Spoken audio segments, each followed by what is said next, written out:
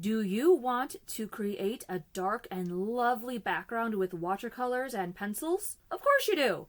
Today I'm going to show you a fun and easy way to create this dramatic background effect.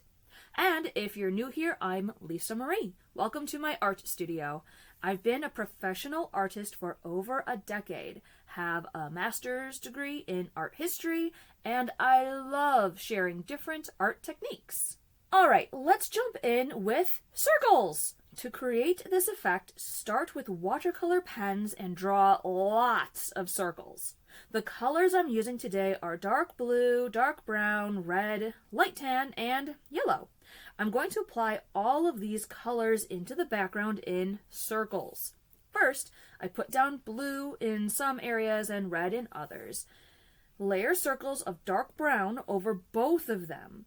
Then add in the lighter areas circles of light tan and yellow. You want to overlap your colors. This will encourage them to bleed together in the next step.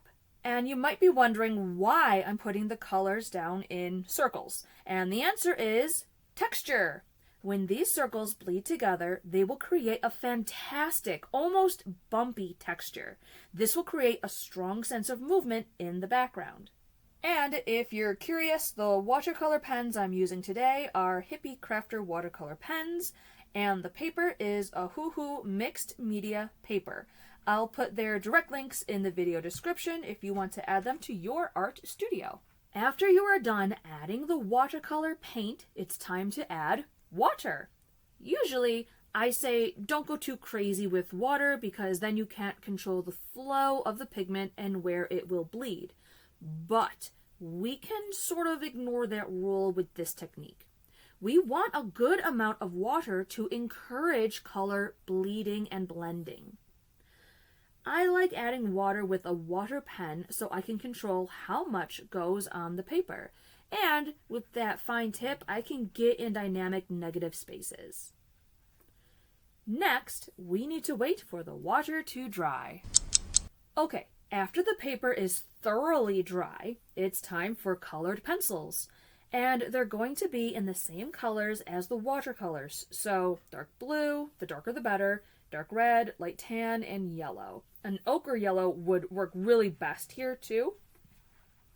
I suggest you test your colors on scrap paper first to see how they will blend together. Just like with the watercolor, apply your pencils in small circles. This will keep that sense of texture and also help the colors blend together smoothly. Use the pencils to push the background darker. This will make it way more intense with so much color saturation. And it's okay to layer your pencils over each other to encourage blending. Just don't press down too hard or you will tear the paper or fill up the tooth of the paper too soon. The tooth of the paper is the surface texture. That's what grabs hold of the pencil pigment and gives you a strong coloring effect. And if you're wondering, the pencils I'm using today are Prismacolor. When you're done blending your pencils, if you really want that darkness to pop, then add contrast. Take a white pencil or a white marker and add a few specks or dots of white. These white specks will create a contrast which will make the dark colors in the background appear even darker. Also, they will add another sense of movement and interest to the background. And that's it for today. Be sure to like and subscribe to my channel so you don't miss the next video. And as always, stay creative.